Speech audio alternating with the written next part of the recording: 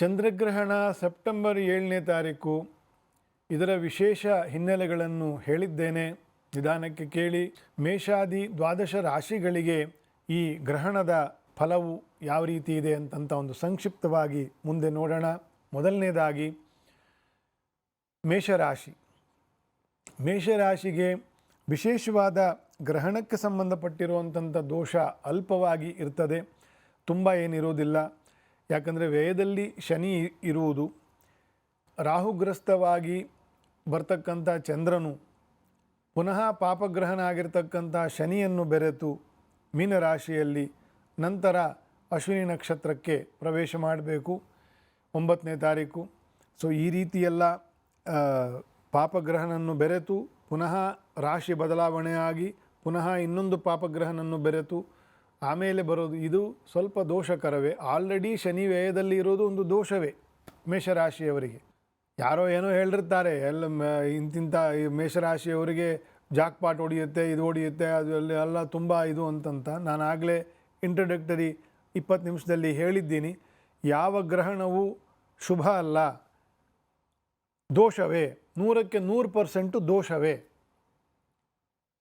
ಅವರವರ ಸತ್ಕರ್ಮಗಳಂತೆ ಅವರವರ ಜಾತಕಗಳಲ್ಲಿ ಇರ್ತಕ್ಕಂತಹ ಕೆಲವು ಪುಣ್ಯ ಯೋಗಗಳಂತೆ ಕೆಲವರಿಗೆ ಬೆಟರ್ ಆಗ್ತದೆ ಅಷ್ಟೇನೆ.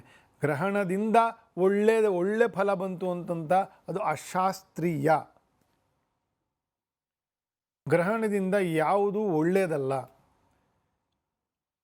ಗ್ರಹಣ ಅಂದರೆ ಅದು ಒಂದು ಅಶುಭ.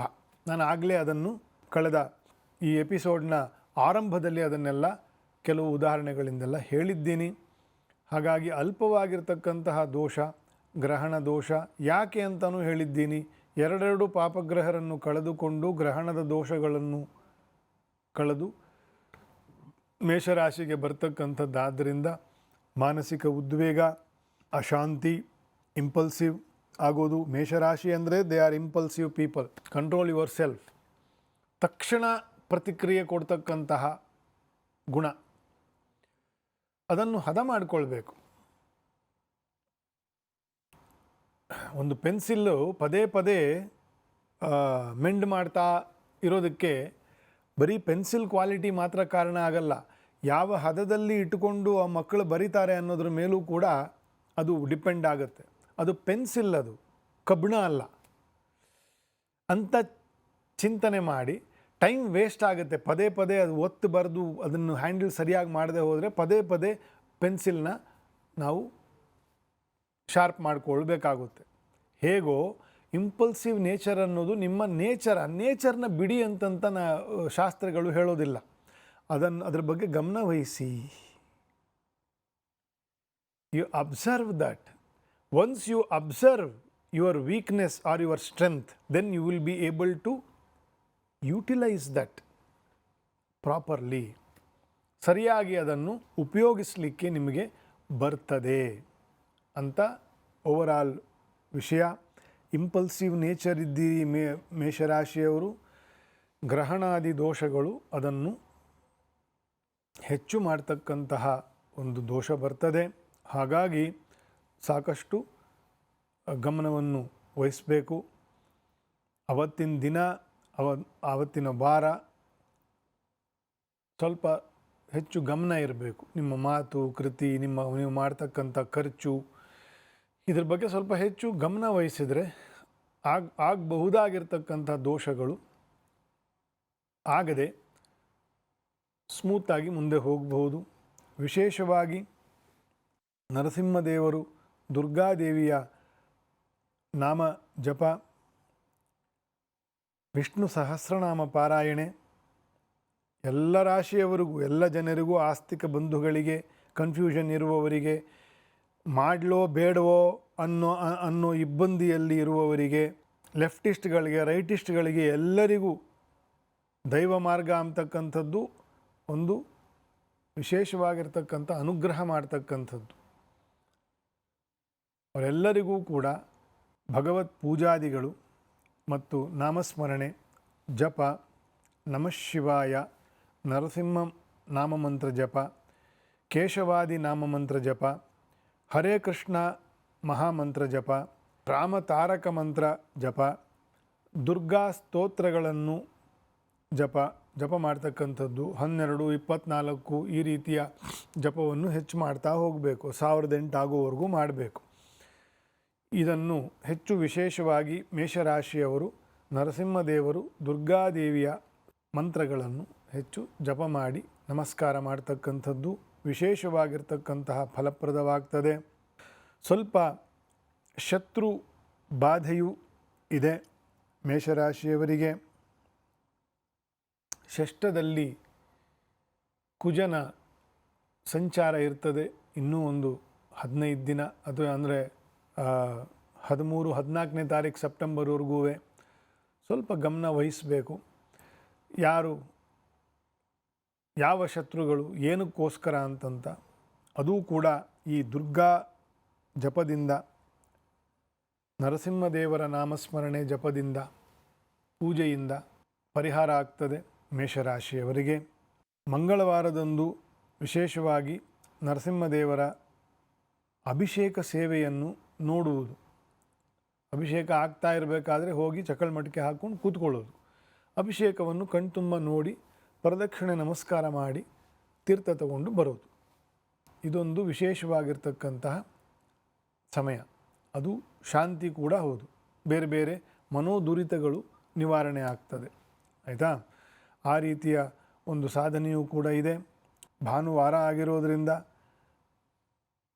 ಸೋಮವಾರ ಅಥವಾ ಮಂಗಳವಾರದಂದು ನರಸಿಂಹದೇವರ ದರ್ಶನವನ್ನು ಮಾಡಿ. ಮುಂದೆ ವೃಷಭ ರಾಶಿಗೆ ಚಂದ್ರಗ್ರಹಣದ ದೋಷಗಳು ಅಷ್ಟು ಬಾಧಕವಲ್ಲ. ಕರ್ಮಸ್ಥಾನದಲ್ಲಿ ಆಗ್ತಕ್ಕಂಥದ್ದು, ಮಿತ್ರರಂತೆ ವೇಷ ಧರಿಸಿರ್ತಕ್ಕಂತಹ ಶತ್ರುಗಳು ನಿಮ್ಮ ಸುತ್ತೂರ ಇರ್ತಾರೆ.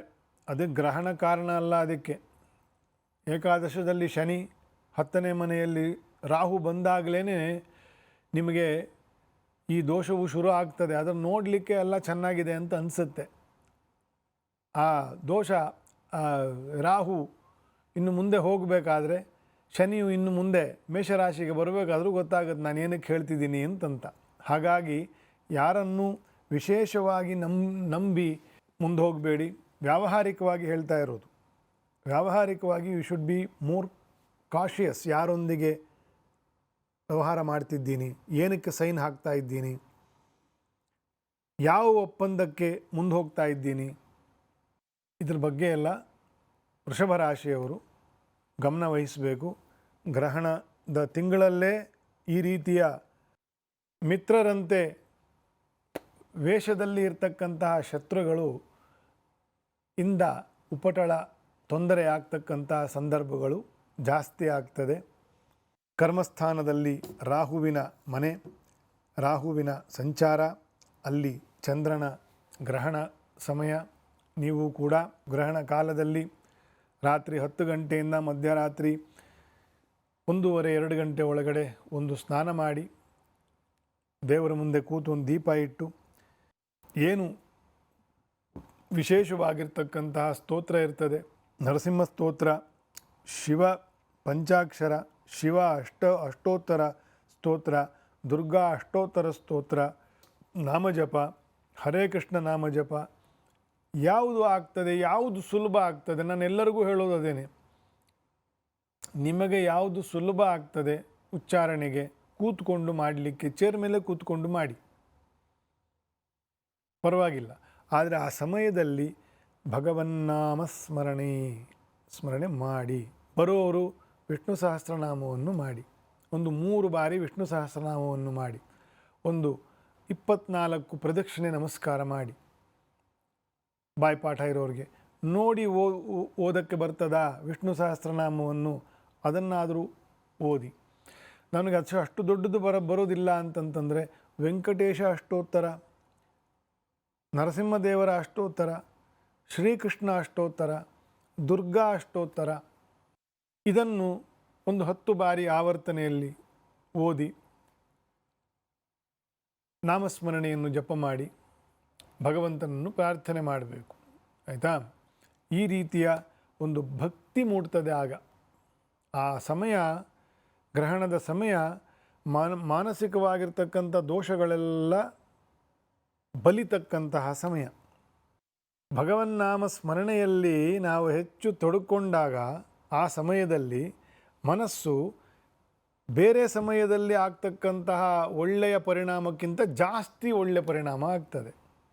ಒಳ್ಳೆ ಕ್ವಾಲಿಟಿ ಇಂಪೋರ್ಟೆಡ್ ಜರ್ಮನ್ ಅಥವಾ ಜಪಾನ್ನಿಂದ ಇಂಪೋರ್ಟ್ ಮಾಡಿರುವಂಥ ಆರ್ ಒಗಳನ್ನು ಇಂಪೋರ್ಟ್ ಮಾಡಿಕೊಂಡ್ರೆ, ನೀರನ್ನು ಶುದ್ಧೀಕರಣ ಮಾಡುವಂಥ ಆರ್ ಒಗಳನ್ನು ಇಂಪೋರ್ಟ್ ಮಾಡಿಕೊಂಡ್ರೆ ಎಷ್ಟು ಒಳ್ಳೆ, ನಮ್ಮ ದೇಶದಲ್ಲಿ ಸಿಗೋದು ಕಷ್ಟ. ಅದು ಜಪಾನ್ ಮೇಡು, ಜರ್ಮನ್ ಮೇಡು, ಸ್ವಿಸ್ ಮೇಡು ಅಥವಾ ಸ್ವೀಡನ್ನಿಂದ ಬರುವಂಥ ಈ ಆರ್ ಒ ಮಷಿನ್ಗಳು ತೊಗೊಂಡು ಬಂದರೆ ಅದರಲ್ಲಿ ಭಾಳ ಒಳ್ಳೆಯ ಶುದ್ಧವಾಗಿ ಇಂಥ ಕೆಟ್ಟು ಹೋಗಿರೋವಂಥ ನೀರನ್ನು ಕೂಡ ಅದೆಲ್ಲ ಶೋಧನೆ ಮಾಡಿ ಒಳ್ಳೆ ನೀರು ಬರ್ತದೆ. ಆಯಿತಾ?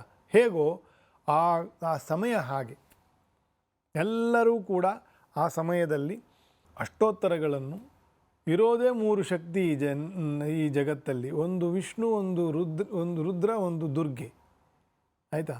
ನಿಮ್ಮ ಶ್ರದ್ಧಾನುಸಾರ ಇದನ್ನು ಚೆನ್ನಾಗಿ ಜಪ ಮಾಡಿ, ಅಷ್ಟೋತ್ತರಗಳನ್ನು ಜಪ ಮಾಡಿ, ಹರೇ ಕೃಷ್ಣ ಮಂತ್ರವನ್ನು ಜಪ ಮಾಡಿ, ರಾಮತಾರಕವನ್ನು ಜಪ ಮಾಡಿ, ಒಂದು 20 ನಿಮಿಷ, ಒಂದು ಅರ್ಧ ಗಂಟೆ ಹೇಗೆ ಶುದ್ಧ ಆಗ್ತದೆ ಅಂತ. ಬೇರೆ ಸಮಯದಲ್ಲಿ ಮಾಡ್ತಕ್ಕಂತಹ ದೋಷಗಳಿಗಿಂತ ಆಗ ದೋಷ ಜಾಸ್ತಿ ಆಗುತ್ತೆ ಮನಸ್ಸಿಗೆ. ಬೇರೆ ಸಮಯದಲ್ಲಿ ಮಾಡ್ತಕ್ಕಂತಹ ಪುಣ್ಯ ಕೆಲಸಗಳಿಂದ ಎಷ್ಟು ಮನಃಶುದ್ಧಿ, ಅಂತಃಕರಣ ಶುದ್ಧಿ ಉಂಟಾಗ್ತದೋ ಅದಕ್ಕಿಂತ 10 ಪಟ್ಟು 100 ಪಟ್ಟು ಆ ಆಂತರಿಕ ಶುದ್ಧಿಯನ್ನು ಪಡಿಬಹುದು ಆ ಗ್ರಹಣ ಕಾಲದಲ್ಲಿ. ಹಾಗಾಗಿ ವೃಷಭರಾಶಿಯವರು ವಿಶೇಷವಾಗಿ ವ್ಯಾವಹಾರಿಕವಾಗಿ ಇರತಕ್ಕಂತಹ ಶತ್ರುಗಳು ಇರ್ತಾರೆ, ಆದರೆ ಮಿತ್ರ ರೂಪದಲ್ಲಿರ್ತಾರೆ. ವ್ಯಾವಹಾರಿಕವಾಗಿ ಬಹಳ ಎಚ್ಚರಿಕೆಯಿಂದ ವ್ಯವಹಾರ ಮಾಡಬೇಕು. ಕರ್ಕ ರಾಶಿಯವರಿಗೆ ಅಷ್ಟಮದಲ್ಲಿ ರಾಹು, ಅಷ್ಟಮದಲ್ಲಿ ಚಂದ್ರ, ನವಮದಲ್ಲಿ ವಕ್ರೀ ಶನಿ, ವ್ಯಯದಲ್ಲಿ ಗುರು ಇದೆಲ್ಲ ಇರೋದರಿಂದ ಸ್ವಲ್ಪ ಗ್ರಹಣ ದೋಷ, ಗ್ರಹಣಕ್ಕೆ ನಿಮಿತ್ತವಾಗಿರ್ತಕ್ಕಂತಹ ದೋಷಗಳು ಸ್ವಲ್ಪ ದೋಷಗಳು ಆಲ್ರೆಡಿ ಇರೋದರಿಂದ ಸ್ವಲ್ಪ ಜಾಸ್ತಿ ಆಗ್ತದೆ. ಒಂದು ಕಡೆ ಬೆರಳು ತಾಕಿರುತ್ತೆ ನಡೀತಾ ಇರಬೇಕಾದ್ರೆ, ಆವತ್ತು ಬೇಕಾದ್ರೆ ಅಬ್ಸರ್ವ್ ಮಾಡಿ, ಅದೇ ಬೆರಳಿಗೆ 20 ಸತಿ ತಾಕಿಸ್ಕೊಂಡಿರ್ತೀವಿ ಆ ವಾರ ಎಲ್ಲ. ಸೊ ಬಿದ್ದ ಕಡೆನೇ ಏಟು ಬೀಳೋದು ಸಂದರ್ಭ. ಹೇಗೋ ನಮ್ಮ ಅನುಭವದಲ್ಲಿ ಹೇಗೋ ಇದನ್ನು ಹಾಕಿ ತಿಳ್ಕೊಳ್ಬೇಕು. ಕರ್ಕರಾಶಿಯವರಿಗೆ, ಅದು ಸ್ತ್ರೀಯರಿಗೆ, ಮಕ್ಕಳಿಗೆ, ಇನ್ನೂ ಮದುವೆ ವಯಸ್ಸು ಬಂದಿರತಕ್ಕಂಥ ಹೆಣ್ಣು ಮಕ್ಕಳಿಗೆ ಭಾಳ ಎಚ್ಚರಿಕೆಯಿಂದ ಇರಬೇಕು. ಅಂದರೆ ಸ್ವಲ್ಪ ಏಟು ಅದು ಇದು ಆಗೋದು, ತಲೆ ಕೆಡೋದು ಎಲ್ಲ ಆಗ್ತದೆ. ಆಯಿತಾ? ಅದನ್ನು ಸ್ವಲ್ಪ ನೀವು ಗಮನದಲ್ಲಿ ಇಟ್ಕೊಳ್ಬೇಕು. ಅವರನ್ನು ಜೋಪಾನ ಮಾಡಬೇಕು ಒಳ್ಳೆ ಮಾತಿಂದ. ಒಳ್ಳೆ ಮಾತು ಯಾರು ಹೇಳ್ತಾರೆ ಅವರು ಕೇಳಬೇಕು, ಮಕ್ಕಳು ಕೂಡ ಆ ರೀತಿಯ ಒಂದು ಜಾಗ್ರತೆ ವಹಿಸಬೇಕು. ಹಾಗಾಗಿ ಆಲ್ರೆಡಿ ಅಷ್ಟಮದಲ್ಲಿ, ನವಮದಲ್ಲಿ ಪಾಪಗ್ರಹರು ಇದ್ದು, ವ್ಯಯದಲ್ಲಿ ಗುರುವಿದ್ದು, ಚತುರ್ಥದಲ್ಲಿ ಕುಜನು ಇದ್ದು, ಇದೆಲ್ಲ ಸ್ವಲ್ಪ ಸಮಸ್ಯೆಗಳು ಆಲ್ರೆಡಿ ಇದೆ ಕರ್ಕರಾಶಿಯವರಿಗೆ. ಅದು ಇನ್ನೂ ಉಲ್ಬಣ ಆಗ್ತಕ್ಕಂಥದ್ದು ಗ್ರಹಣದ ದೋಷ ಅಂತ ಹೇಳಲಿಕ್ಕೆ, ನಡೆದಾಡ್ತಾ ಇರ್ಬೇಕಾದ್ರೆ ಒಂದು ಕಡೆ ಒಂದು ಪೆಟ್ಟು ಮಾಡಿಕೊಂಡ್ರೆ ಒಂದು ಬೆರಳಿಗೆ, ಆ ವಾರ ಎಲ್ಲ ಇನ್ನೊಂದು 20 ಸತಿ ಅಲ್ಲೇ ಮತ್ತೆ ತಾಕುವಂತೆ ಹೇಗೆ ಇರುವ ಸಮಸ್ಯೆ ಉಲ್ಬಣ ಆಗ್ತದೋ ಹಾಗೆ ಕರ್ಕರಾಶಿಯವರು ತಿಳ್ಕೊಳ್ಬೇಕು. ಮಾರನೇ ದಿನ ರಾತ್ರಿ ಸ್ನಾನ ಮಾಡಿ, ಏನು ನಿಮ್ಮ ಕೈಲಿ ಯಥಾಶಕ್ತಿ ಜಪ, ದೀಪ, ನಮಸ್ಕಾರ ಇತ್ಯಾದಿ ಮಾಡಿ ದೇವ್ರ ಪ್ರಾರ್ಥನೆ ಮಾಡಿ ಮಲ್ಕೊಳ್ಳಿ. ಬೆಳಗ್ಗೆ ಮಧ್ಯಾಹ್ನ 1 ಗಂಟೆಯಿಂದ ಆಚೆ ಕಡೆ ಉಪವಾಸವನ್ನು ಮಾಡಿ, ಹಣ್ಣಿನ ರಸ ಇತ್ಯಾದಿ ಸ್ವಲ್ಪ ಕಾಳು ಗೀಳೆಯನ್ನು ತೆಗೆದಿಟ್ಟಿದ್ರೆ ಅದನ್ನು ಒಂದು ಸ್ವಲ್ಪ ತಿಂದು ನೀರು ಕುಡ್ಕೊಂಡು ಆರಾಮಾಗಿರ್ಬೋದು, ಏನು ತೊಂದರೆ ಇಲ್ಲ. ಆದರೆ ಭೋಜನ ನಿಷಿದ್ಧ, ಅಡಿಗೆ ಮಾಡಿ ಊಟ ಮಾಡ್ತಕ್ಕಂಥದ್ದು ನಿಷಿದ್ಧ. ಹೊರಗಡೆ ಅಂತೂ ತಿನ್ನಲಿಕ್ಕೂ ಹೋಗಲೇಬೇಡಿ. ಆಯಿತಾ? ಯಾರ ಮನೆಗೂ ಹೋಗಿ ತಿನ್ನಲೇಬೇಡಿ, ಹೊರಗಡೆ ಯಾವ ಹೋಟ್ಲಿಗೂ ಹೋಗಿ ತಿನ್ನಲೇಬೇಡಿ. ನಿಮ್ಮ ಮನೆಯಲ್ಲಿ ನೀವು ಮಾಡಿಕೊಂಡಿರೋದನ್ನು ಮಾತ್ರ ಆಹಾರವನ್ನು ಸೇವನೆ ಮಾಡಬೇಕು ಗ್ರಹಣ ಕಾಲದಲ್ಲಿ. ಅಂದರೆ ಅತ್ಯವಶ್ಯಕವಾಗಿರ್ತಕ್ಕಂಥ ನೀರು, ಸ್ವಲ್ಪ ಫ್ರೂಟ್ ಜ್ಯೂಸು ಏನಾದರೂ ತೆಗೆದಿಟ್ಟಿದ್ರೆ, ಒಂಚೂರು ಕಾಳಿಗೆ ಇಳಿದ್ರೆ ಅದನ್ನು ನೀರು ಕುಡಿಬಹುದು. ಆಯಿತಾ? ಅದನ್ನು ಮಾಡಿ. ಮತ್ತು ಮಾರನೇ ದಿನ ಬೆಳಗ್ಗೆ ದೇವಸ್ಥಾನಗಳಿಗೆ ಹೋಗಿ, ಅಥವಾ ಯಾವುದಾದ್ರು ಒಂದು ದೇವಸ್ಥಾನಕ್ಕೆ ನಿಮಗೆ ಇಷ್ಟ ಬಂದಿರೋ ದೇವಸ್ಥಾನಕ್ಕೆ ಹೋಗಿ, ಅಲ್ಲಿ ಗ್ರಹಣ ಶಾಂತಿ ಎಲ್ಲ ಮಾಡ್ತಾಯಿದ್ರೆ ಅಲ್ಲಿ ಏನೋ ಒಂದು 200 ರೂಪಾಯಿ 300 ರೂಪಾಯಿ ಏನೋ ಒಂದು ಚೀಟಿ ಟೋಕನ್ ಮಾಡಿರ್ತಾರೆ. ಅಲ್ಲಿ ಹೋಗಿ ಸಂಕಲ್ಪ ಮಾಡಿ ಪ್ರಸಾದ ಮಾಡಿಕೊಂಡು ದೇವರಿಗೆ ಪ್ರಾರ್ಥನೆ ಮಾಡಿಕೊಂಡು ಬರ್ಬೋದು. ಕರ್ಕ ರಾಶಿಯವರಿಗೆ ಅರಳಿ ಮರದ ಅಂದರೆ ಅಶ್ವತ್ಥ ವೃಕ್ಷದ ಪ್ರದಕ್ಷಿಣೆ ನಮಸ್ಕಾರವೂ ಕೂಡ ಯಜ್ಞಫಲವನ್ನು ಕೊಡ್ತದೆ ಅಂತಂತಾನೆ ಶಾಸ್ತ್ರ ವಿಚಾರ. ಅದು ವಿಶೇಷವಾಗಿರ್ತಕ್ಕಂಥದ್ದು ಮಾಡಿ. ಕರ್ಕ ರಾಶಿಯವರು ಅಲ್ಪ ದೋಷ ಗ್ರಹಣದ ಸಮಸ್ಯೆ ಇರೋದರಿಂದ ಅಲ್ಪವಾಗಿರ್ತಕ್ಕಂಥ ದೋಷ ಹೆಚ್ಚುತ್ತದೆ. ಹಾಗಾಗಿ ಇಷ್ಟು ಸೇವೆಯನ್ನು ಮಾಡಿಕೊಂಡು ಮುಂದೆ ಹೋಗಬೇಕು. ಇನ್ನು ಮುಂದೆ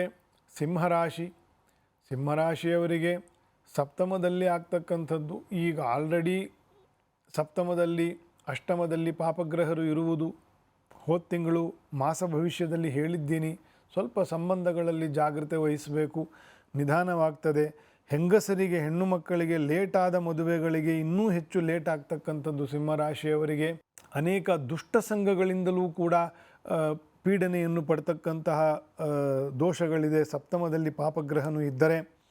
ಹಾಗಾಗಿ ಸ್ವಲ್ಪ ಈ ದುರ್ಗಾ ಶಾಂತಿಗಳನ್ನು, ದುರ್ಗಾ ಪಾರಾಯಣೆ ಅಂದರೆ ಸಪ್ತಶತಿ ಪಾರಾಯಣೆಯನ್ನು ಮನೆಯಲ್ಲಿ ಮಾಡಿಸಿಕೊಂಡು ಆಗಾಗ, ಇರ್ರೆಸ್ಪೆಕ್ಟಿವ್ ಆಫ್ ದಿಸ್ ಗ್ರಹಣ, ಈ ಗ್ರಹಣ ಇರಲಿ ಬಿಡಲಿ, ಆಲ್ರೆಡಿ ಸಪ್ತಮದಲ್ಲಿ ಅಷ್ಟಮದಲ್ಲಿ ಪಾಪಗ್ರಹರು ಇದ್ದಾಗ ಸ್ವಲ್ಪ ಸಾಂಬಂಧಿಕವಾಗಿ ದೋಷಗಳು ಜಾಸ್ತಿ ಆಗ್ತದೆ. ಪಿತ್ತ ಮತ್ತು ವಾತ ವಿಕಾರಗಳು ಜಾಸ್ತಿ ಆಗ್ತದೆ. ಅದರಿಂದ ಮೈ ಉಬ್ಬುವುದು, ಗಂಟಲು ನಾಳಗಳು ಮತ್ತು ಪಕ್ಕೆ ನಾಳಗಳು, ಉದರ ನಾಳಗಳು ಇದೆಲ್ಲ ಉಬ್ಬತಕ್ಕಂತಹ ರೋಗಗಳು ಇತ್ಯಾದಿಗಳೆಲ್ಲ ಬೆಳೀತಕ್ಕಂತಹ ಸಂದರ್ಭಗಳಿರ್ತದೆ. ಸಮಯಕ್ಕೆ ಸರಿಯಾಗಿ ಆಹಾರದಲ್ಲಿ ಶಿಸ್ತು ಇರಲಿ, ಡಿಸಿಪ್ಲಿನ್ಡ್. ಇವತ್ತಿನ ಕಾಲದಲ್ಲಿ ಫೈನಾನ್ಷಿಯಲ್ ಡಿಸಿಪ್ಲಿನ್ ಬಗ್ಗೆನೇ ಎಲ್ಲರೂ ತಲೆ ಕೆಡಿಸ್ಕೊಳ್ತಾರೆ, ಫೈನಾನ್ಸ್ ಬಗ್ಗೆನೇ ಎಲ್ಲರೂ ಮಾಡ್ತಾರೆ. ಆದರೆ ಇವತ್ತಿನ ಕಾಲದಲ್ಲಿ ಬೇಕಾಗಿರ್ತಕ್ಕಂಥದ್ದು ಆಹಾರದಲ್ಲಿ ಡಿಸಿಪ್ಲಿನ್, ವ್ಯಾಯಾಮದಲ್ಲಿ ಡಿಸಿಪ್ಲಿನ್. ಒಂದು ದಿನಕ್ಕೆ 100 ಬಸ್ಕಿ ಹೊಡಿಬೇಕು, 100 ದಂಡ ಹಾಕಬೇಕು, ಕನಿಷ್ಠ ಪಕ್ಷ 2-4 ಕಿಲೋಮೀಟ್ರು ಲಘು ಜಾಗ್ ಮಾಡಬೇಕು. ಓಡಬಾರ್ದು, ಲಘುವಾಗಿ, ಅದು ಬ್ರಿಸ್ಕ್ ವಾಕು ಅಲ್ಲ, ಓಡೋದು ಅಲ್ಲ, ಅದರ ಮಧ್ಯೆ ಜಾಗ್ ಅಂತ ಕರೀತಾರೆ. ಅದನ್ನು 2-4 ಕಿಲೋಮೀಟ್ರು ಮಾಡಲೇಬೇಕು. ಹೆಂಗಸರಾಗಲಿ ಗಂಡಸರಾಗಲಿ ಯಾರೇ ಆಗಲಿ ಇಷ್ಟು ವ್ಯಾಯಾಮವನ್ನು ಮಾಡಲೇಬೇಕು. ಆಹಾರದಲ್ಲಿ ಡಿಸಿಪ್ಲಿನ್ ಬೇಕು. ಫೈನಾನ್ಷಿಯಲ್ ಡಿಸಿಪ್ಲಿನ್ನಿಂದಾನೇ ಎಲ್ಲವನ್ನು ಜಯಿಸಲಿಕ್ಕೆ ಆಗಲ್ಲ. ಆಹಾರದಲ್ಲಿ ಡಿಸಿಪ್ಲಿನ್, ವ್ಯಾಯಾಮದಲ್ಲಿ ಡಿಸಿಪ್ಲಿನ್, ಆಡುವ ಮಾತಿನಲ್ಲಿ ಡಿಸಿಪ್ಲಿನ್, ಗಳಿಸುವ ಜ್ಞಾನದಲ್ಲಿ ಡಿಸಿಪ್ಲಿನ್, ಮಾಡ್ತಕ್ಕಂಥ ಸಂಘ, ಉತ್ತಮರು, ಶ್ರೇಷ್ಠರು, ಜ್ಞಾನಿಗಳು, ವಿವೇಕಿಗಳು, ಇಂಥವರ ಸಂಘ, ಈ ಡಿಸಿಪ್ಲಿನ್ಗಳೆಲ್ಲ ಇದ್ದರೆ ಇಡೀ ಪ್ರಪಂಚದಲ್ಲಿ ನಮಗೆ ಯಾವ ಬೇರೆ ಡಿಸಿಪ್ಲಿನ್ ಅಥವಾ ಇನ್ಡಿಸಿಪ್ಲಿನ್ ನಮಗೆ ಯಾವ ಬಾಧೆಯೂ ಬರೋದಿಲ್ಲ. ಹಣನೂ ಹುಡುಕೊಂಡು ಬರ್ತದೆ, ಸಂಪಾದನೆ ಮಾಡೋ ದಾರಿ ಬರ್ತದೆ, ಎಲ್ಲವನ್ನೂ ಎದುರಿಸಬಹುದು. ಆದರೆ ಇವತ್ತು ದುರಾದೃಷ್ಟಕರವಾಗಿ ಹಣವನ್ನು ಹೇಗೆ ಗಳಿಸಬೇಕು, ಹಣವನ್ನು ಹೇಗೆ ಎತ್ತಿಡಬೇಕು, ಹಣವನ್ನು ಹೇಗೆ ಇಟ್ಟುಕೊಂಡು ಸ್ವಾರ್ಥಿಗಳಾಗಬೇಕು, ಕೂತ್ಕಡನೆ ತಿನ್ನೋದು ಹೇಗೆ, ಯಾವುದಕ್ಕೂ ಏನು ಶಾರೀರಿಕ ಪರಿಶ್ರಮ ಇಲ್ಲದೇನೆ ಕೂತ್ಕಡನೆ ಒಂದು ಬೊಂಬೆ ಥರ ಕುಕ್ಕರಿಸಿರೋದಷ್ಟೇ. ಇದನ್ನು ಈ ಡಿಸಿಪ್ಲಿನ್ಗಳ ಬಗ್ಗೆ ತುಂಬ ಜಾಹೀರಾತು, ಸಹಿಯೇ ಅಂತ ಜಾಹೀರಾತು, ಎಲ್ಲ ಥರದ್ದು ಕೂತ್ ಕಡೆ ಎಲ್ಲದನ್ನು. ಆದರೆ ಯಾರು ನಿನ್ನ ಮಾನಸಿಕ ಆರೋಗ್ಯವನ್ನು ಹೇಗೆ ಕಾಪಿಟ್ಕೋಬೇಕು ಅದರ ಬಗ್ಗೆ ಜಾಹೀರಾತು ಬರಲ್ಲ. ಗೌರ್ಮೆಂಟಿಂದ ಆಗಲಿ,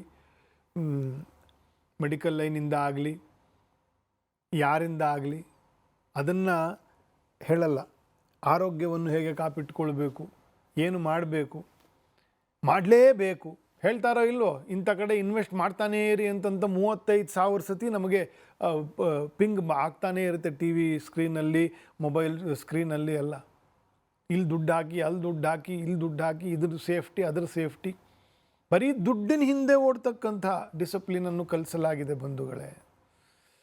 ಬೇಕಾಗಿರ್ತಕ್ಕಂಥದ್ದು 5 ಬಗೆಯ ಡಿಸಿಪ್ಲಿನ್. ಮುಖ್ಯವಾಗಿ ಈ ಕಾಲದಲ್ಲಿ ಒಂದು ಆಹಾರದಲ್ಲಿ ಡಿಸಿಪ್ಲಿನ್ ಇರಬೇಕು, ಆಗಲೇ ಹೇಳಿದ್ದೀನಿ. ವ್ಯಾಯಾಮದಲ್ಲಿ ಡಿಸಿಪ್ಲಿನ್ ಇರಬೇಕು. ಮಾತು, ಏನು ಮಾತಾಡ್ತೀವಿ, ಯಾರ ಹತ್ರ ಮಾತಾಡ್ತಾ ಇದ್ದೀವಿ, ಏನು ಶಬ್ದ ಬಳಸ್ತಾ ಇದ್ದೀವಿ, ಇದ್ರ ಬಗ್ಗೆ ಒಂದು ಡಿಸಿಪ್ಲಿನ್ ಬೇಕು. ವಾಚಿಕ ಅಂತ ಅದಕ್ಕೆ ಹೆಸರು, ವಾಚಿಕ ತಪಸ್ಸದು. ಆಲೋಚನೆ ಏನು ಮಾಡ್ತಾ ಇದ್ದೀವಿ, ಇದು ಮಾನಸಿಕ ತಪಸ್ಸು. ಮತ್ತು ಯಾರ ಸಂಘ, ಜ್ಞಾನಿಗಳು, ತಿಳ್ಕೊಂಡಿರ್ತಕ್ಕಂಥವರು, ಸಜ್ಜನರು, ಮೇಧಾವಿಗಳು, ವಿಶೇಷವಾಗಿರ್ತಕ್ಕಂತಹ ವ್ಯಕ್ತಿತ್ವ ಇರತಕ್ಕಂಥವರು, ಇಂಥವರ ಸಂಘವಾಗಲಿ ಸಾಧು ಸಂಘವಾಗಲಿ, ಸಂಘದಿಂದ ಈ ಲಿಂಗದೇಹ ಭಂಗವಾಗಲಿ. ಒಂದಿನ ಈ ದೇಹ ಬಿದ್ದೋಗೇ ಹೋಗುತ್ತೆ, ನಾನು ಬೇಡ ಅಂತಂದ್ರೂ ಮಾರನೇ ದಿನ ಕರ್ಕೊಂಡೋಗಿ ಸುಟ್ಟಾಕ್ಬಿಡ್ತಾರೆ. ಹೌದಾ ಇಲ್ವೋ? ಏನು ಪ್ರಯೋಜನ ಇಲ್ಲ. ಆದರೆ ಆ ದೇಹವು ಭಂಗವಾಗಕ್ಕಿಂತ ಮುಂಚೆ ಈ ರೀತಿಯ ವಿಶೇಷವಾಗಿರ್ತಕ್ಕಂತಹ ಜ್ಞಾನಿಗಳ, ವಿವೇಕಿಗಳ, ವಿಜ್ಞಾನಿಗಳ, ವಿಭೂತಿಗಳ, ಮೇಧಾವಿಗಳ ಸಂಘವು ಈ ಲಿಂಗದೇಹಕ್ಕೆ ಆಗಲಿ, ಶರೀರಕ್ಕಾಗೋದ್ರಿಂದ ಏನು ಪ್ರಯೋಜನ ಇಲ್ಲ. ಒಳಗಡೆ ಇರತಕ್ಕಂತಹ ನಾನು ಅಂತಕ್ಕಂಥವ್ರಿಗೆ ಆ ಸಂಘ ಆಗಬೇಕು, ಈ ಡಿಸಿಪ್ಲಿನ್ ಬರಬೇಕು. ಇದ್ರ ಬಗ್ಗೆ ಯಾರೂ ಪಾಠ ಪ್ರವಚನನೇ ಮಾಡೋದಿಲ್ಲ. ಇದಕ್ಕೆಲ್ಲ ಸಬ್ಜೆಕ್ಟ್ಗಳೇ ಇಲ್ಲ. ದುಡ್ಡು ಸಂಪಾದನೆ ಮಾಡೋದು ಹೇಗೆ, ಇದರ ಡಿಸಿಪ್ಲಿನ್ ಬಗ್ಗೆ ಇದೆ. ಹಾಗಾಗಿ ಈ ಸಂದರ್ಭವನ್ನು ಬೆಳೆಸ್ಕೊಂಡು ಅದನ್ನು ಕೂಡ ಹೇಳಿದ್ದೀನಿ. ಮುಂದೆ ಸಿಂಹರಾಶಿಯವರಿಗೆ ಸಾಕಷ್ಟು ಅನಾರೋಗ್ಯದ ವಿಷಯದಲ್ಲಿ, ಸಂಬಂಧಗಳ ವಿಷಯದಲ್ಲಿ, ಸ್ವಲ್ಪ ಶುಭ ಕಾರ್ಯಗಳಲ್ಲಿ ಅಡೆ ತಡೆ ಇತ್ಯಾದಿಗಳಿರ್ತದೆ. ಅದನ್ನು ದುರ್ಗಾ ಪಾರಾಯಣೆಯಿಂದ ಮತ್ತು ನಾಗಶಾಂತಿಗಳಿಂದ ಅದನ್ನು ಅದನ್ನು ಮಾಡಿ ಆ ಸಂಕಷ್ಟಗಳಿಂದ ಪಾರು ಮಾಡತಕ್ಕಂಥ ಒಂದು ದಾರಿ ಅದು. ಮುಂದೆ ಕನ್ಯಾ ರಾಶಿ ಷಷ್ಠದಲ್ಲಿ ಅಂತಹ ದೊಡ್ಡ ದೋಷಕರವೇನಲ್ಲ. ಷಷ್ಠದಲ್ಲಿ ಇರ್ತಕ್ಕಂಥ ಗ್ರಹಣ, ಷಷ್ಠದಲ್ಲಿ ರಾಹು, ಅದು ಶತ್ರು ದಮನವಾಗ್ತಕ್ಕಂಥದ್ದು. ಬೇರೆ ಬೇರೆ ಒಳ್ಳೆಯ ಫಲಗಳನ್ನು ಷಷ್ಠದಲ್ಲಿ ರಾಹು ಇದ್ದರೆ ಹೇಳಿರೋದು. ಇಷ್ಟಗತ ಅಂದರೆ ಇಷ್ಟ ರಾಶಿಯಲ್ಲಿರ್ತಕ್ಕಂಥ ರಾಹುವಿಗೆ ಅಂಥ ದೋಷಗಳು ಏನಿಲ್ಲ. ಗುರುಬಲ ಚೆನ್ನಾಗಿದೆ. ಈ ತಿಂಗಳ ಫಲವೂ ಚೆನ್ನಾಗಿದೆ. ನಮ್ಮದೇ ಕಾರ್ಯಕ್ರಮವನ್ನು ಸೆಪ್ಟೆಂಬರ್ ಮಾಸ ಭವಿಷ್ಯ ಹೇಳಿದ್ದೀವಿ ರಿಪಬ್ಲಿಕ್ ಕನ್ನಡದಲ್ಲಿ. ಅದನ್ನು ನೋಡಿ, ನನ್ನ ಹೆಸರು ಹಾಕಿದ್ರೆ, ಜ್ಯೋತಿಷ್ಯ ಹಾಕಿದ್ರೆ ಬರ್ತದೆ ರಿಪಬ್ಲಿಕ್ ಟಿ ವಿನಲ್ಲಿ. ಈ ಮಾಸ ಫಲವೂ ಚೆನ್ನಾಗಿದೆ. ಈ ವರ್ಷ ಫಲವೂ ಕನ್ಯಾ ರಾಶಿಯವರಿಗೆ ಚೆನ್ನಾಗಿದೆ. ವಿಷ್ಣು ಸಹಸ್ರನಾಮವನ್ನು ಅಭ್ಯಾಸ ಇರೋರು ಪ್ರತಿದಿನ ಬೆಳಗ್ಗೆ ಮತ್ತು ರಾತ್ರಿ ಮಲ್ಕೊಳ್ಳೋಕ್ಕೆ ಮುಂಚೆ ಬೆಳಗ್ಗೆ ದೇವರ ಪೂಜೆ ಅಥವಾ ಧ್ಯಾನದ ಸಮಯದಲ್ಲಿ, ಜಪ ಸಮಯದಲ್ಲಿ ಮಾಡಿಕೊಳ್ಳೋದು. ಅಭ್ಯಾಸ ಇಲ್ಲದೆ ಇರೋರು ಅಭ್ಯಾಸ ಮಾಡಿಕೊಳ್ಳೋದು ಒಳ್ಳೆಯದು.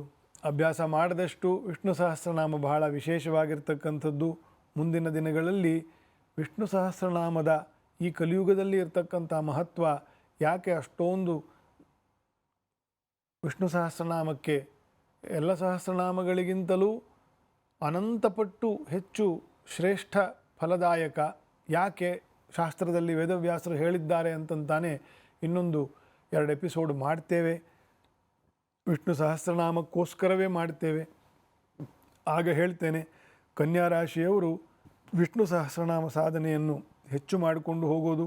ಇದಕ್ಕೆ ಸಂಬಂಧಪಟ್ಟಿರ್ತಕ್ಕಂತಹ ಶ್ಲೋಕಗಳು ಇದೆ, ನವಗ್ರಹ ಸ್ತೋತ್ರಗಳಿದೆ. ಅದನ್ನು ಹೇಳಿಕೊಂಡು ಅಶ್ವತ್ಥ ಪ್ರದಕ್ಷಿಣೆ, ಅಶ್ವತ್ಥ ವೃಕ್ಷ ಅಥವಾ ಅರಳಿ ಮರ ಇರತಕ್ಕಂತಹ ದೇವಸ್ಥಾನಗಳಿಗೆ ಪ್ರದಕ್ಷಿಣೆಯನ್ನು ಬಂದು ನವಗ್ರಹ ಸ್ತೋತ್ರವನ್ನು ನೋಡಿ ಸೂರ್ಯ ಭಗವಂತನನ್ನು ದರ್ಶನ ಮಾಡಿ ನಮಸ್ಕಾರ ಮಾಡೋದರಿಂದಲೂ ಗ್ರಹಣ ದೋಷ ಬಿಟ್ಟು ಹೋಗ್ತದೆ.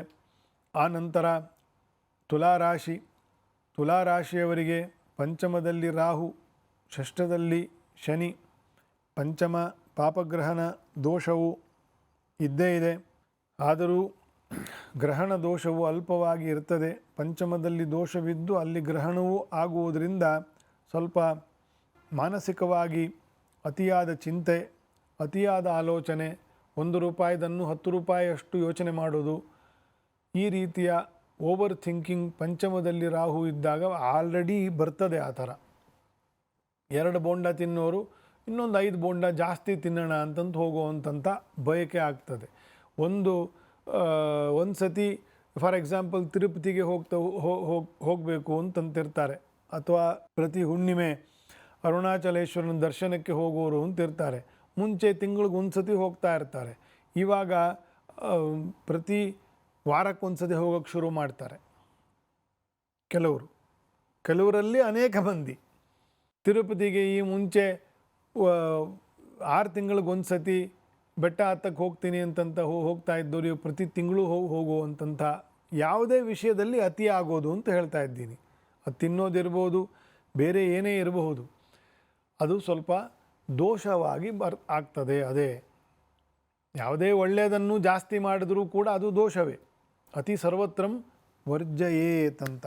ಹಾಗಾಗಿ ನಾವು ತುಲಾರಾಶಿಯವರಿಗೆ ಗ್ರಹಣದ ದೋಷ ಕಾಲದಲ್ಲಿ ಈ ಅತಿಯಾಗಿರ್ತಕ್ಕಂತಹ ಭಾವನೆಗಳು ಜಾಸ್ತಿ ಆಗ್ತಕ್ಕಂಥದ್ದು ಇರ್ತದೆ.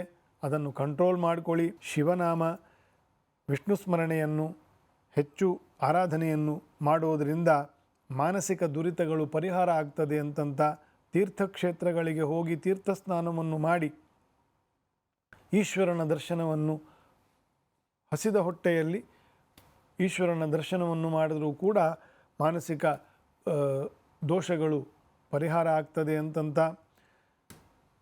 ತುಲಾರಾಶಿಯವರಿಗೆ. ವೃಶ್ಚಿಕ ರಾಶಿಗೆ ಸ್ವಲ್ಪ ಸಮಸ್ಯೆಯ ವರ್ಷವೂ ಇದೆ. ಗುರುಬಲವೂ ಇಲ್ಲ. ಪಂಚಮದಲ್ಲಿ ಶನಿ, ಚತುರ್ಥದಲ್ಲಿ ಪಾಪಗ್ರಹ, ಅಲ್ಲಿ ಗ್ರಹಣ ದೋಷ. ಅನೇಕ ರಾಜ ಮಹಾರಾಜರುಗಳಿಗೆಲ್ಲ ಇವತ್ತಿನ ಎಲ್ಲ ಮಿನಿಸ್ಟ್ರುಗಳು, ಚೀಫ್ ಮಿನಿಸ್ಟ್ರುಗಳು, ನಮ್ಮ ದೇಶದ ಪ್ರಧಾನಮಂತ್ರಿ, ನಮ್ಮ ರಾಜ್ಯದ ಮುಖ್ಯಮಂತ್ರಿಗಳು, ಅನೇಕ ರಾಜ್ಯಗಳ ಮುಖ್ಯಮಂತ್ರಿಗಳು, ಯೋಗಿ ಆದಿತ್ಯನಾಥ್ ಒಬ್ಬರನ್ನ ಬಿಟ್ಟರೆ ಇನ್ನು ಎಲ್ಲರೂ ಕೂಡ ಸಿಂಹ, ಕನ್ಯಾ, ತುಲಾ, ವೃಶ್ಚಿಕದಲ್ಲೇ ಬರ್ತಾರೆ. ಡೊನಾಲ್ಡ್ ಟ್ರಂಪ್ ಕೂಡ ವೃಶ್ಚಿಕ ರಾಶಿಯವನೇ. ಸೊ ಭಾಳ ಡೇಸ್ ಅಹೆಡ್ ಫಾರ್ ವೃಶ್ಚಿಕ ರಾಶಿಯವರಿಗೆ. ಆದಷ್ಟು ಅಧಿಕಾರ ವರ್ಗದಲ್ಲಿ ಇರ್ತಕ್ಕಂಥವರಿಗೆ ಸಾಕಷ್ಟು ಸಮಸ್ಯೆಗಳು ಬರ್ತದೆ. It will be more challenging. ಬೇರೆ ಬೇರೆ ಸಮಸ್ಯೆಗಳಿಗೆ, ಅನಾವಶ್ಯಕವಾಗಿ ಉಂಟಾಗ್ತಕ್ಕಂಥ ಸಮಸ್ಯೆಗಳಿಗೆ ಮೂಗು ತೂರಿಸ್ತಕ್ಕಂತಹ ಕಷ್ಟಗಳು ಬರ್ತದೆ. ನರಸಿಂಹದೇವರ ಆರಾಧನೆಯನ್ನು ಮಾಡಿ, ಗ್ರಹಣ ಶಾಂತಿ ಅಂತಲೇ ನರಸಿಂಹದೇವರ ಹೋಮವನ್ನು ಮಾಡಿಸಿ, ಶಕ್ತಿ ಇದ್ದವರು ಕೈಯಲ್ಲಿ ಸಾಕಷ್ಟು ಒಳ್ಳೆಯ ಪರಿಣಾಮವನ್ನು ನೋಡ್ತೀರಿ. ನರಸಿಂಹದೇವರ ಒಂದು ಆರಾಧನೆಯಿಂದ ನವಗ್ರಹರ ಶಾಂತಿ ಆಗ್ತದೆ ಅಂತಲೇ ಶಾಸ್ತ್ರವಚನ. ನರಸಿಂಹದೇವರಿಗಿಂತ ಉತ್ತಮವಾಗಿರ್ತಕ್ಕಂಥ ಗ್ರಹ ಶಾಂತಿ ಯಾವುದೂ ಇಲ್ಲ. ಅದು ಹೋಮನೆ ಮಾಡಬೇಕಂತಿಲ್ಲ, ಶಕ್ತಿ ಇದ್ದರೆ ಮಾಡಿ. ಇಲ್ಲ ನರಸಿಂಹದೇವರನ್ನು ಕೂತ್ಕೊಂಡು ನರಸಿಂಹದೇವರ ಸಹಸ್ರನಾಮ ಓದಿ, ನರಸಿಂಹದೇವರ ಅಷ್ಟೋತ್ತರ ಓದಿ, ರಕ್ಷಾ ಕವಚ ಸ್ತೋತ್ರವನ್ನು ಓದಿ, ರಾಯರ ಸೇವೆ ಮಾಡಿ. ಎಲ್ಲದಕ್ಕಿಂತ ಸುಲಭವಾಗಿರ್ತಕ್ಕಂಥ ರಾಯರ ಸೇವೆ, ರಾಘವೇಂದ್ರ ಸ್ವಾಮಿಗಳ ಸೇವೆ. ನರಸಿಂಹದೇವರ ಅನುಗ್ರಹ ತನಗೆ ತಾನೇ ಆಗ್ತದೆ, ಪ್ರಾಣದೇವರ ಅನುಗ್ರಹ ತನಗೆ ತಾನೇ ಆಗ್ತದೆ. ಜಪವೊಂದರಿಯನು ತಪವೊಂದರಿಯೇ ಉಪದೇಶವಿಲ್ಲೆಂದೆನ ಬೇಡ, ಅಪಾರ ಮಹಿಮ ಶ್ರೀ ಪುರಂದರ ವಿಠ್ಠಲನ ಉಪಾಯದಿಂದಲಿ ನೆನೆ ಮನವೇ. ನನಗೆ ಎಲ್ಲ ಅಭ್ಯಾಸ ಇಲ್ಲ, ನಮಗೆ ಹೇಳಲಿಕ್ಕೆ ಬರಲ್ಲ, ಅದು ಇದು ಅಂತಂತ ಜಾರ್ಕೊಳ್ಬೇಡ್ರಿ. ರಾಘವೇಂದ್ರಾಯ ನಮಃ, ಶ್ರೀರಾಮಾಯ ನಮಃ, ಕೃಷ್ಣಾಯ ನಮಃ, ಕೃಷ್ಣ ಮಂತ್ರೇ ಚ. ಸುಲಭ ಉಂಟು. ಆಶ್ರಯ ಮಾಡಬೇಕು ಮನಸ್ಸನ್ನು. ರಾಯರ ಹತ್ರ ಹೋಗಿ ಮನಸ್ಸನ್ನು ಆಶ್ರಯ ಮಾಡಿಸ್ತಾರೆ. ಪಲಾಯನವಾದವನ್ನು ಬಿಟ್ಟು ರಾಯರಲ್ಲಿಗೆ ಸೇವೆಗಾಗಿ ಹೋಗಿ ನಿನ್ನ ಸೇವೆಯನ್ನು ಕೊಡು. ಹರಿನಾಮದಲ್ಲಿ ಭಕ್ತಿಯನ್ನು, ಹರಿನಾಮ ಸಾಧನೆಯನ್ನು, ಈ ಜನ್ಮ ಸಾರ್ಥಕವನ್ನು ಮಾಡಿಕೊಳ್ಳೋದನ್ನು ಏನಾದ್ರು ನನ್ನ ಅನುಗ್ರಹ ಮಾಡು ಅಂತಂತ ಕೇಳ್ಕೊಳ್ಳಿ. ಈ ರಾಜಮಹಾರಾಜರಂತೂ ಇವೆಲ್ಲ ಮಾಡೋದಿಲ್ಲ. ಅಧಿಕಾರ ವರ್ಗದಲ್ಲಿರ್ತಕ್ಕಂಥವರು ಅನೇಕರು ಇದ್ರ ಬಗ್ಗೆ ಅವ್ರಿಗೆ ಟೈಮೂ ಇಲ್ಲ, ಮಾಡೋದೂ ಇಲ್ಲ. ನಾವು ಸಾಮಾನ್ಯ ಜನರಾದರೂ ವೃಶ್ಚಿಕ ರಾಶಿಯವರು ನಿಮಿತ್ತ ಮಾಡೋಣ. ಹಾಗಾಗಿ ವೃಶ್ಚಿಕ ರಾಶಿಯವರಿಗೆ ಸ್ವಲ್ಪ ದೋಷಕರವಾಗಿರ್ತಕ್ಕಂಥದ್ದೇ. ಶತ್ರುಗಳ ಉಪಟಳ ಜಾಸ್ತಿ ಆಗ್ತಕ್ಕಂಥದ್ದು ರಾಜವರ್ಗಕ್ಕೆ. ವ್ಯವಹಾರ ಬಿಸ್ನೆಸ್ಗಳಲ್ಲಿ ಇರ್ತಕ್ಕಂಥವರಿಗೆ ಅನೇಕ ಸಂಕಷ್ಟಗಳು ಈ ತಿಂಗಳು ಬರಲಿಕ್ಕೆ ಸಾಧ್ಯ ಉಂಟು. ವೃಶ್ಚಿಕ ರಾಶಿಯವರಿಗೆ ವ್ಯಯದಲ್ಲಿ ರವಿ, ವ್ಯಯದಲ್ಲಿ ಕುಜ, ವ್ಯಯದಲ್ಲಿ ಬುಧ, ನೀಚದಲ್ಲಿ ಶುಕ್ರ, ಚತುರ್ಥದಲ್ಲಿ ಗ್ರಹಣ, ಪಂಚಮದಲ್ಲಿ ಶನಿ ಆಲ್ರೆಡಿ ಇದೆ. ಏನಕ್ಕಿಷ್ಟು ಒತ್ತು ಹೇಳ್ತಾ ಇದ್ದೀನಿ ಅಂತಂತ ಈಗ ವೀಕ್ಷಕರಿಗೆ ಗೊತ್ತಾಗಿರಬೇಕು. ಹಾಗಾಗಿ ವೃಶ್ಚಿಕ ರಾಶಿಯವರಿಗೆ ವಿಶೇಷವಾಗಿ ಇಷ್ಟು ವಿಚಾರವನ್ನು ಕೊಟ್ಟಿದ್ದೀನಿ. ಮುಂದೆ ಧನುರ್ರಾಶಿಗೆ ತೃತೀಯದಲ್ಲಿ ಗ್ರಹಣ ವಿಷಯ. ಉತ್ತಮವಾಗಿರ್ತಕ್ಕಂಥ ಗುರುಬಲ, ವರ್ಷವೂ ಚೆನ್ನಾಗಿದೆ ಸದ್ಯಕ್ಕೆ. ಅಂಥ ಗ್ರಹಣಕ್ಕೆ ಸಂಬಂಧಪಟ್ಟಿರ್ತಕ್ಕಂಥ ವಿಶೇಷ ದೋಷಗಳು ಏನಿಲ್ಲ.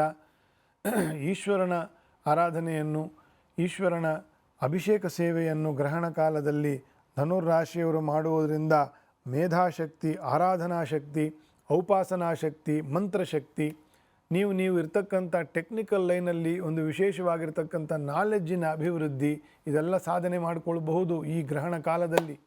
ಹಾಗಾಗಿ ವಿಶೇಷವಾಗಿ ಈಶ್ವರನ ಆರಾಧನೆಯನ್ನು ಈ ಗ್ರಹಣ ಕಾಲದಲ್ಲಿ ಧನುರ್ ರಾಶಿಯವರು ಮಾಡಿಕೊಳ್ಳಿ.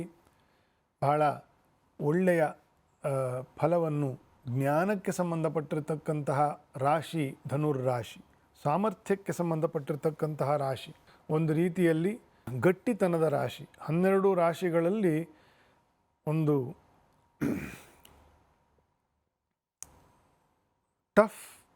ಟಫೆಸ್ಟ್ ಗುಣ ಅಂತಂದರೆ ಧನುರ್ ರಾಶಿ. ಶ್ರೇಷ್ಠವಾಗಿರ್ತಕ್ಕಂಥ ಗುಣಗಳು ಬೆಳೀತಕ್ಕಂತಹ ರಾಶಿ ಧನುರ್ ರಾಶಿ. ಹಾಗಾಗಿ ಅದಕ್ಕೆ ಈಶ್ವರನು ಅಭಿಮಾನಿ ದೇವತೆ.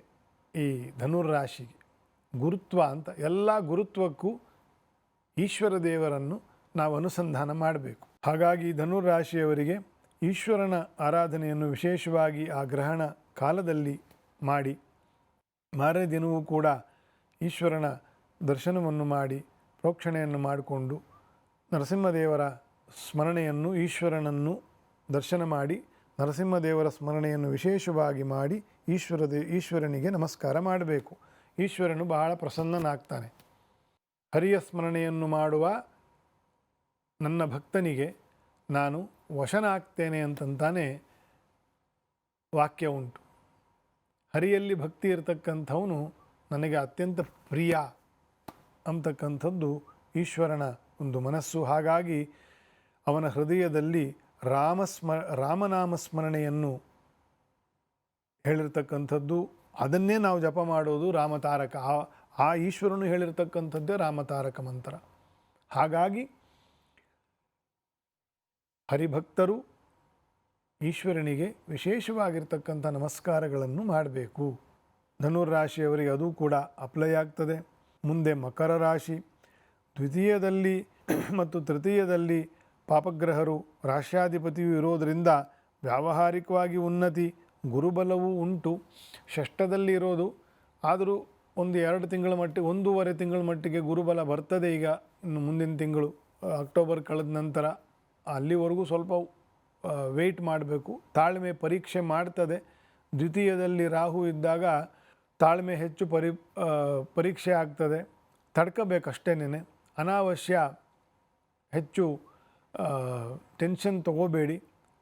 ಆಗುವಂತೆ ಆಗೋದಕ್ಕೆ ಬಿಡಿ, ಆಗುತ್ತೆ. ಈ ವರ್ಷವೇ ನಿಮ್ಮ ಇಷ್ಟಾರ್ಥಗಳು ಸಿದ್ಧಿ ಆಗ್ತದೆ. ಫೈನಾನ್ಷಿಯಲಿ, ಮದುವೆ, ಮಕ್ಕಳು, ಇನ್ನೇನೋ ಶುಭ ಕಾರ್ಯಗಳು, ಏನೇನು ಸಮಸ್ಯೆಗಳಿದೆ ಈ ವರ್ಷವೇ ಅದಕ್ಕೊಂದು ಬೆಳಕಾಗುತ್ತೆ. ಮಕರ ರಾಶಿಯವರಿಗೆ ಗ್ರಹಣ ದೋಷವು ಅಲ್ಪ ಇದೆ, ದ್ವಿತೀಯದಲ್ಲೇ ಆಗುವುದರಿಂದ ಸ್ವಲ್ಪ ಹುಷಾರಾಗಿರಿ.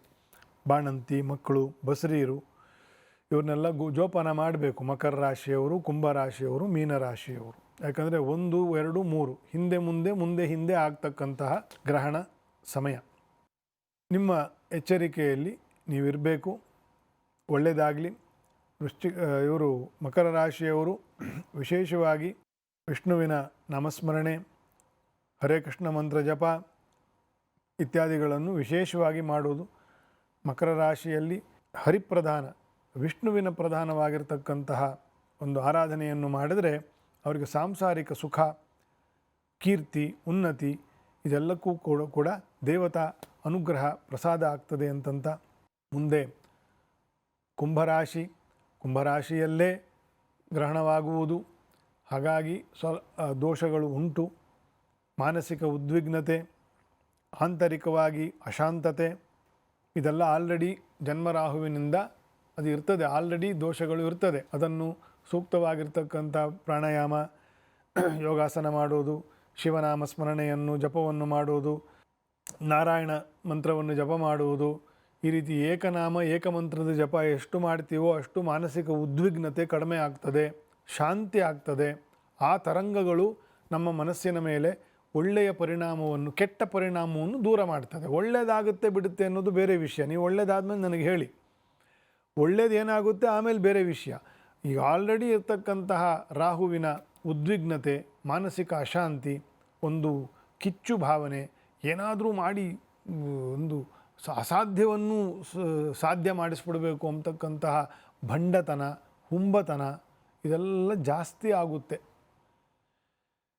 ಈ ಗ್ರಹಣ ವಿಶೇಷದಲ್ಲಿ. ಅದು ಸ್ತ್ರೀಯರಿಗೆ ಹೆಚ್ಚು ಬಾಧೆ. ಹಾಗಾಗಿ ಹೆಚ್ಚು ಜಾಗೃತಿಯಿಂದ ಇರಬೇಕು. ನಾಮಸ್ಮರಣೆಯನ್ನು, ಪ್ರಾಣಾಯಾಮ, ನಾಮಸ್ಮರಣೆ, ಯೋಗಾಸನ ಇದನ್ನು ಹೆಚ್ಚು ರಿಲಿಜಿಯಸ್ ಆಗಿ ಮಾಡಿ, ಒಳ್ಳೆಯದಾಗ್ತದೆ. ಆ ಗ್ರಹಣ ಸಮಯದಲ್ಲೇ ಮಾಡಿ, ಒಳ್ಳೆಯದಾಗ್ತದೆ.